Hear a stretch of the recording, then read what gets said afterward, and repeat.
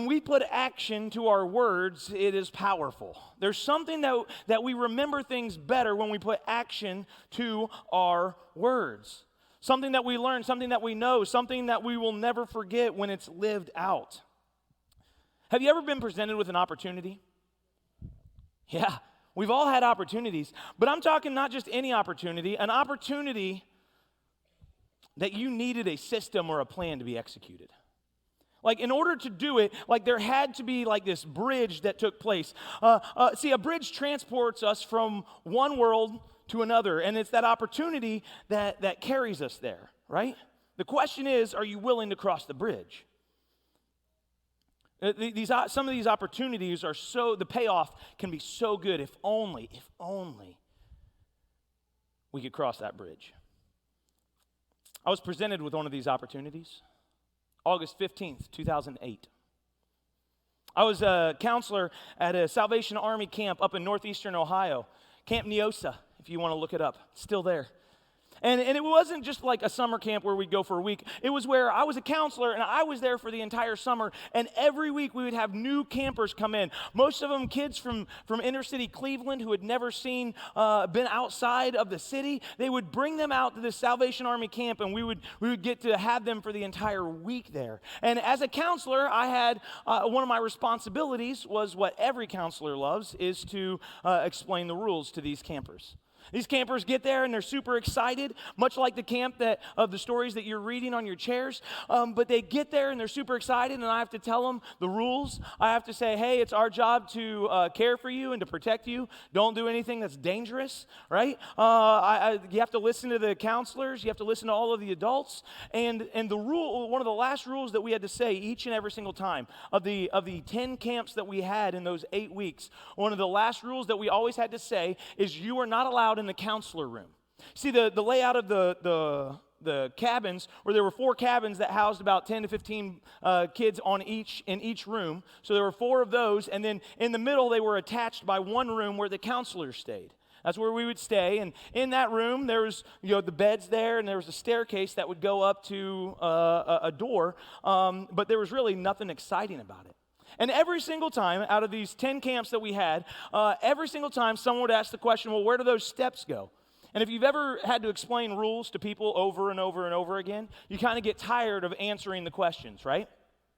Well, this very last camp of the summer, I had a kid say, I explained the rules, you got to be careful, don't do anything that's going to get yourself killed, listen to the counselors, and you got to stay out of the counselor room. And one of the kids is like, where do those stairs go? And out of pure annoyance, as some of you parents know, and answering the same question over and over again, I said, you can't go up there because that's where Granny Lakeview lives. She's 122 years old, almost ready to die, so we can't go up there to disturb her. That wasn't true at all, in case you were wondering. But I said it for the other counselors who had been asked that question so many times. And they all laughed. They all thought it was hysterical. And I completely put that comment out of my mind, didn't even think about it until later. I heard the boys over to lunch talking about, do you think Granny Lakeview's real? Do you think Granny Lakeview, a bunch of middle school boys, I don't think he's real. I don't know. He said it like without flinching. That's probably why we're not allowed in the counselor's cabin. They were talking back and forth about this idea. And it was at that point that I knew there was an opportunity. I knew there was an opportunity. Have you ever had so much influence over somebody that you were proud of it? Well, today we're going to be in Matthew chapter 5. If you want to open your Bibles and turn there. Matthew chapter 5. We're going to start in verse 13. And for some of you, this is a very familiar passage. For some of you, it's not. But whether it's familiar to you or not, it is for all of us. And so I want you to pay attention to what God is saying here. These are the words of Jesus after he finishes talking about the Beatitudes on the Sermon on the Mount. He says these words. He says, you are the salt of the earth. But what good is salt if it has lost its flavor? Can you make it salty again? It will be thrown out and trampled underfoot as worthless. You are the light of the world, like a city on a hilltop that cannot be hidden. No one lights a lamp and then puts it under a basket. Instead, places the lamp on a stand where it gives light to everyone in the house. In the same way, let your good deeds shine for all to see, so that everyone will praise your Father in heaven. What is influence? See, influence is the power to affect the effect. It's the power to affect the act or change of something, right? The power to change something, the affect the particular feeling or mood created by something. So influence is this power that we have to change what is. See, I think it's interesting that in this passage, Jesus uses salt and light. You see, salt is the main ingredient that affects the effect, right? It changes the mood of eating a cookie. Has anybody ever had that sugar cookie that was accidentally a salt cookie and you didn't know about it? You didn't know that you put the salt in as the sugar? And you ever take a bite of that? Where's my hands at? I've done it. Oh, man. Yeah, that changes your mood, right? You sit down with a beautiful cookie, ready to enjoy it, and you're just like, oh, that's definitely not right, right? Salt has that power to impact what's around it. It enhances, it preserves. In ancient times and still today, farmers use salt to cure and preserve food, to add it to food to enhance the flavors. See, on its own, it's awful, but it's essential to survival. But do you know what the chief difference in salt is? You know what it is? It's the fact that it's different from the things that you're putting it with. Like the chief difference in salt is that it is different from the thing that it is being added to. It's not flour, it's not sugar, it's different, it's set apart, it has a different purpose. Similar to salt, light, when added to a dark place, does what? It illuminates the darkness. Both are very different from what they are being added to. Both have a huge impact on the thing or enhance the thing that they're being added to. And both of them carry tremendous influence when they are added to things different from them. See, the idea of being salt and being light is the concept that I had heard from a young age. And as Christians, through our actions, we are to shine the light of God's love in a dark world. Amen? Into our friendships, into the places of employment, onto our social media feeds. Wherever we are to be that salt and light. We are to be the hands and feet of Jesus. Pursuing the good news, pursuing the gospel. The fun thing is, you don't have to be famous to have influence.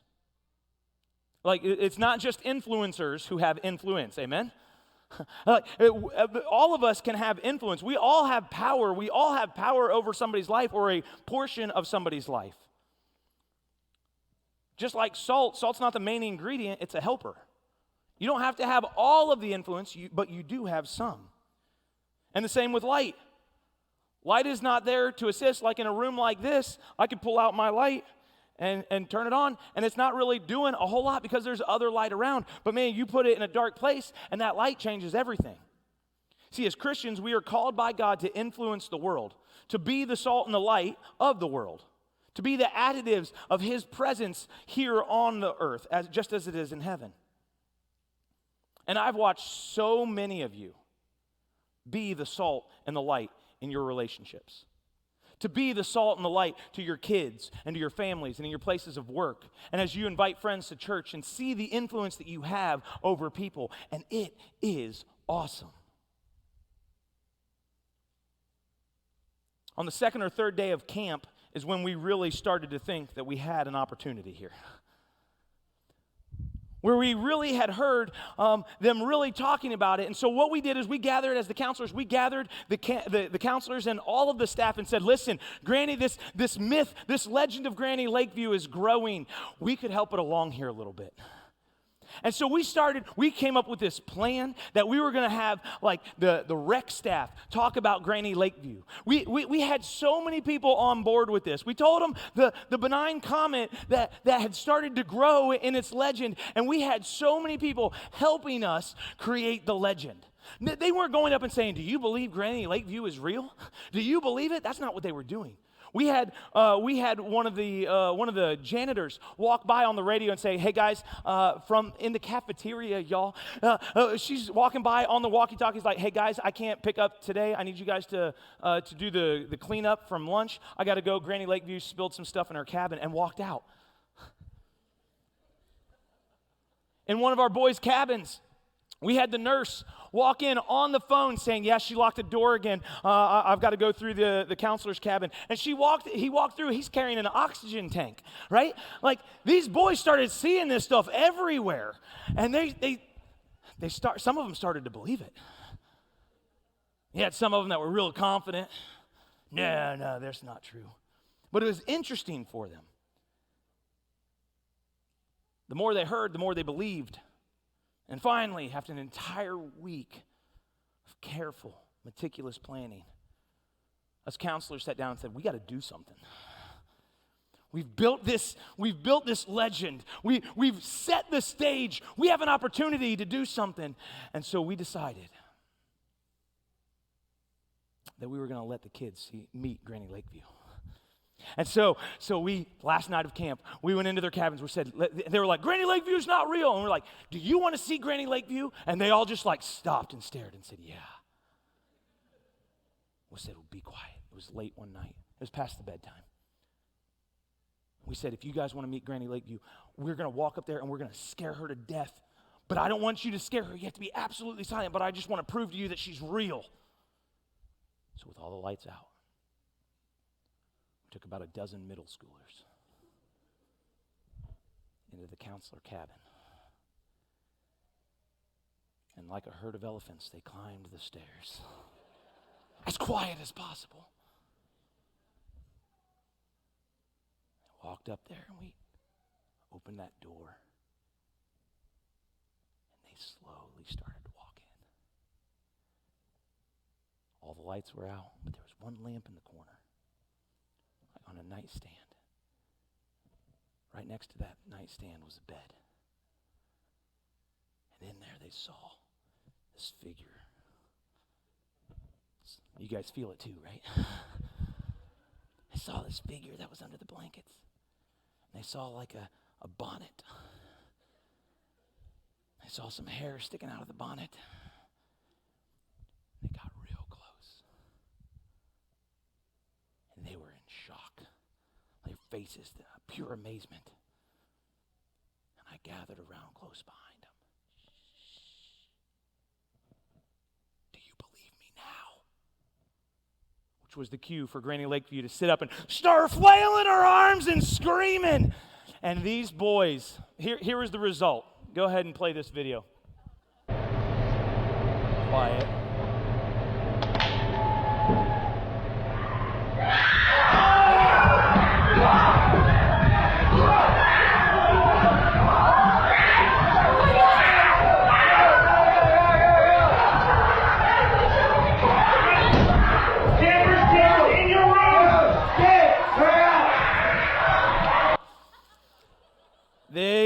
I'd never been more proud than of that moment right there, people. Let me tell you, in 2008, I was so excited. These boys, they ran to their beds. Man, they covered up.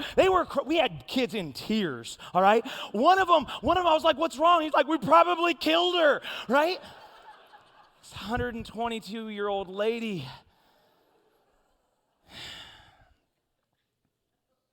See, what they saw was my friend Jana. This is what they saw. Next slide. This was Jana, one of the nurses. And this is what we dressed her up as. Oh, man. This was an amazing moment in my life. We finally came clean with them late because we couldn't get them to sleep. We finally brought Granny Lakeview down and introduced you guys know Nurse Jana. This is Nurse Jana. We've been pranking you guys the whole time, and there were fits thrown. I wasn't scared. I was like, look at the video. Look at the video. Oh, man.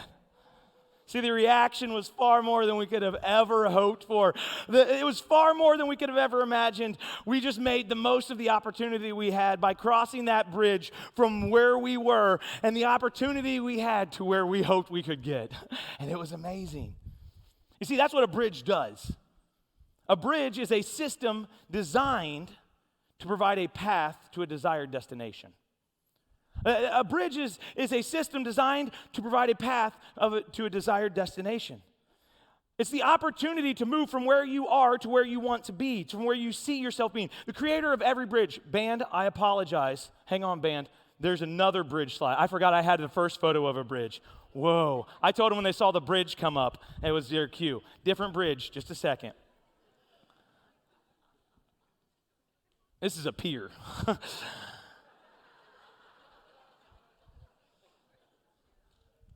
See, the creator of a bridge, they see the opportunity that they've dreamed about. They see where they are and where they want to be, and they create the opportunity to get there. And we all have these bridges in our life. Some of them are natural bridges. Every single one of us has bridges in our life, whether they're natural bridges like the family that you were born into, these relationships that we have, right? We have these natural bridges, the things that you moved into with somebody or the cubicle you're next to.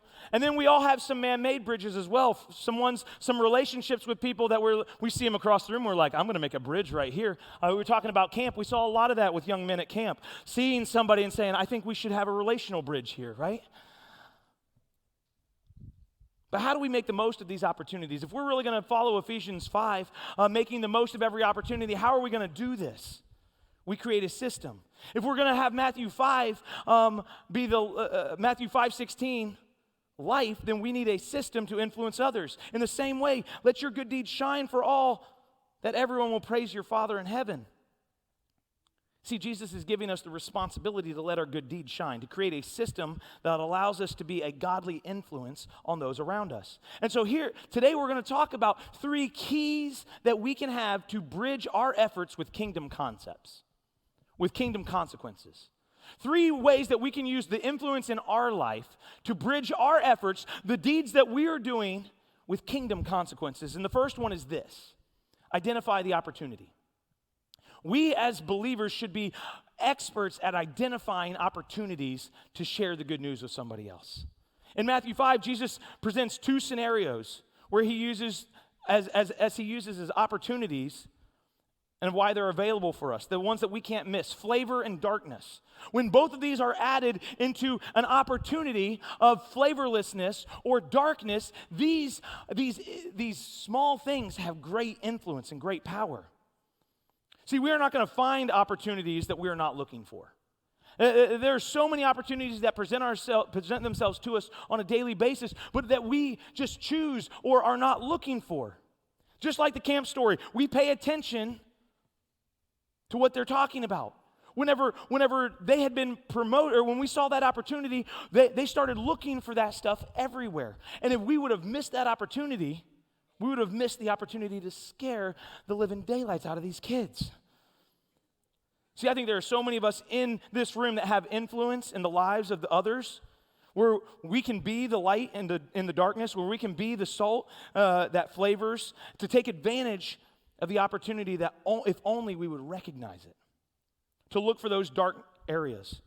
See, sometimes these opportunities happen naturally. A tragedy in a family, someone comes up to you and asks you why you have the hope that you have. Sometimes they happen naturally, right? I had a guy this week who stopped into the church and just said, hey, my folks are new to the area. I'm from Boston. Is there anything I can do? What's this church? That was something that I had no control over. When I moved into 6 Village Gates, in Village Gates, there was a lady who lived next to us. Her name was Joanne Smith. She lived in 7 Village Gate Boulevard. And to this day, we built a friendship, and to this day, she's one of the biggest encouragers in our life. My wife texts her every day, and she's probably going to text me today and said, it's shameful what you did to those kids. Hi, Joanne. But we are looking for those opportunities. Sometimes they're bridges that we have to make. They're man-made bridges. People that we see, people that we have hobbies that coincide with, people that are on our bus route, people that are working right next to us, people that we see and we say, hey, you look like you'd be a good friend. You look like there's something that we could have in common. And maybe it's a shared experience or a family situation that's going on where we get to be the salt and the light. These are these man-made bridges. But we need to become experts at identifying opportunities, because when we do that, we become vessels of evangelizing our communities.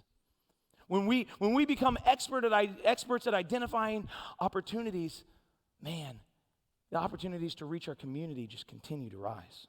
See, with influence comes with influence, you can take advantage of some of those opportunities.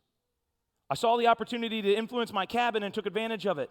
A lot of people believe that just because you are right that you have influence. Well, guess what? Granny Lakeview wasn't real, but I still had influence in their life. See, as Christians, it's not because we are right. You don't achieve influence because you're right. You achieve influence because you act on the opportunity and demonstrate that you care. Which leads us to the second key. Make it personal. When you have these bridges, when you have these opportunities, making it personal is something that counts a lot.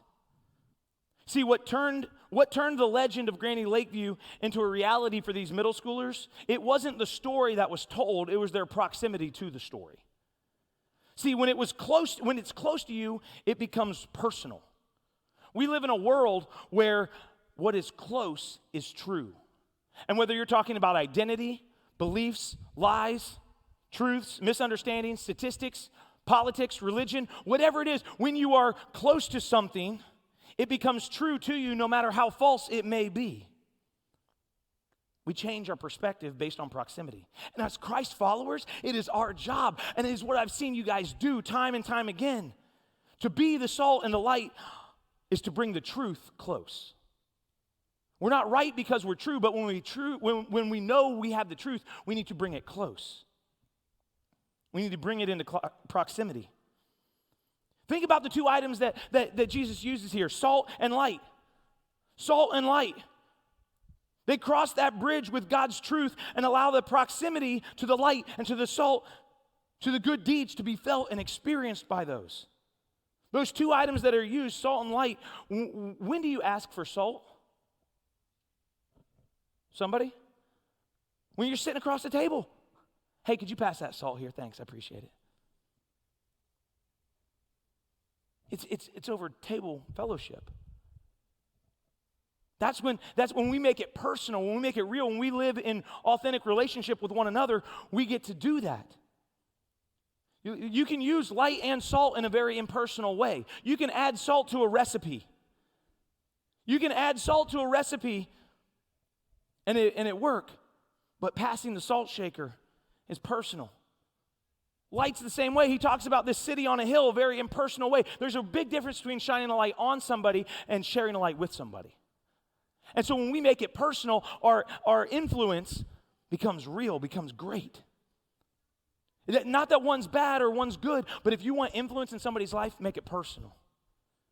You see these street preachers that are out preaching the truth, but there's nothing personal to what's going on. They might be saying the words that are right, they might be saying the words that are wrong, but it seems so far away and distant that what happens whenever you take that message, when you take the message of Jesus' love and you share it in a relationship with somebody else? It's like the community meal. When you sit down and break bread with somebody that you don't know. We can do a lot of good as a church and as a community with just being the city on the hill, but that we're missing the opportunity to leverage our influence. We're missing the opportunities to get into the lives of somebody else and share the good news with them and make it personal. Because when it's personal, it becomes close, it becomes true. They began to believe the story of Granny Lakeview because they saw it lived out amongst the entire staff. They began looking for clues that verified the authenticity of the story because it was so close to them. Key number 3, leverage your influence.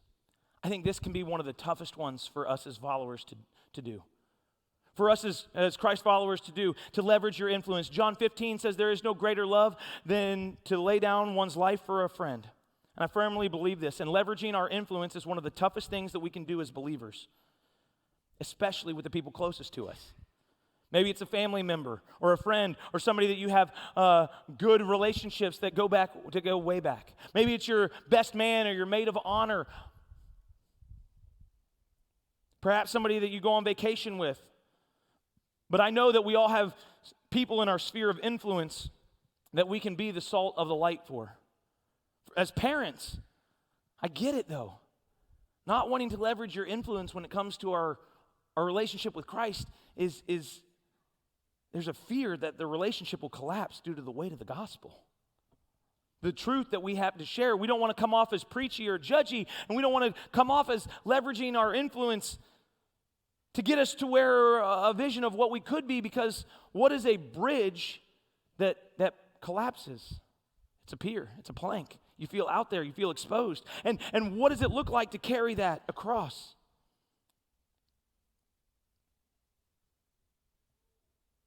You can be great at identifying opportunities and great at making it personal and miss the opportunity to leverage the influence that you have in your life, because we're missing the main point. If you remember at the end of that passage in verse 16, it says, so that, do these good deeds, so that everyone will praise your heavenly Father. The most important part of the bridge is that it holds the weight of the items that it's there to share. From where you are to where you want to be. There's this bridge right here. This is the bridge that I told them. So the next slide, band, you guys can come up. The fourth bridge is what you're going to see on the slide right here. It's this massive bridge in Scotland. It was built in 1890. And the bridge was the first to be constructed primarily of steel, 54,000 tons. It's held together by over 7 million rivets. And it is notably one of the strongest bridges in the world. See, today, this Highlands workhorse supports between 150 and 180 trains each day, taking people from Glasgow to Edinburgh and all the stops in between, and it carries the weight of all of these trains back and forth. Imagine after construction, they built this massive, elegant bridge. They simply used it for a walking path. But it was able to carry so much more weight, but they were so afraid to put the pressure, to put it under load of what it was meant to carry. It wouldn't be living up to the potential that it has. They would never put it under the load that it was designed for. See, some of these relationships that we have, these opportunities that we have built a bridge like this that is capable of withstanding the weight, but there's so much fear and trepidation about whether to put it under load or not. Because the fear is that the bridge will fail. But these types of relationships that we have built, we get fearful that the relationship will collapse if we take the opportunity to not just demonstrate Christ-like behaviors, but leverage the influence that you have for kingdom consequences. And I get it, that fear is real. But I know that many of you in this room have built strong bridges that are able to withstand the weight that you were designed to carry across them. See, a bridge is meant to carry the weight of what it's called to carry. We are called to carry the gospel of Jesus Christ, to be the salt and the light into the relationships that we have, into the opportunities that we have. If we want to make the most of every opportunity, we need to be able to carry the weight of what it is appropriately, carry the weight of what God has called us to appropriately across those bridges, those relational bridges. Have you ever heard of the rumor of the library sinking? It happens on campuses all across America, where this idea that there's this famous architect who constructed the library, and after construction he built everything, and when they started to put the books in, the architect did not take into consideration the weight of the books, and every year the library is sinking a little further into the sand. It missed the one job that it had, and is to hold the weight of the items that it was there to share. Well, guess what? That story is 100% a myth.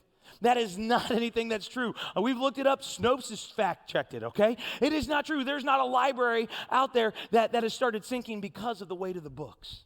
And so today, I want to challenge us as we sit here today. God has called us to leverage our friendships, our place of employment, our families, our relationships, these opportunities that we have to make the most of. God has called us to go into the world and to make the most of those opportunities so they can bear the weight of the salt and the light that He's called us to be, to pursue things that matter in our world. And He's going to get all the praise, honor, and glory for it. I think a lot of times we fear that everyone's going to be running out of the room as soon as we try to share the gospel, or as soon as we try to share something that's on our heart, or whether it's with an unsaved friend, or maybe a believer who has destructive tendencies, and we see that in them, and we're afraid to call it out because we're afraid that just like those boys, they're going to run out of the room. We're going to run down the stairs screaming, and now that bridge will collapse based upon the weight that you just put on it. But here I am. I'm here to tell you, and I'm here to encourage you that God has done some amazing things That God has watched you build time and effort and relationship so you can be the salt and the light of the world in your friendships, in your relationships, in the close people that are around you. That even if they cut the bridge off on the other side, we want a bridge that is meant to carry the weight of what we are called to carry. Amen? So I want to invite you to stand with us today, and we're gonna close with a song. And as we close, I just want you to think about the opportunities and these relationships that we have, these opportunities that we have to make a lasting impact with kingdom consequences in the world and in the relationships that we have.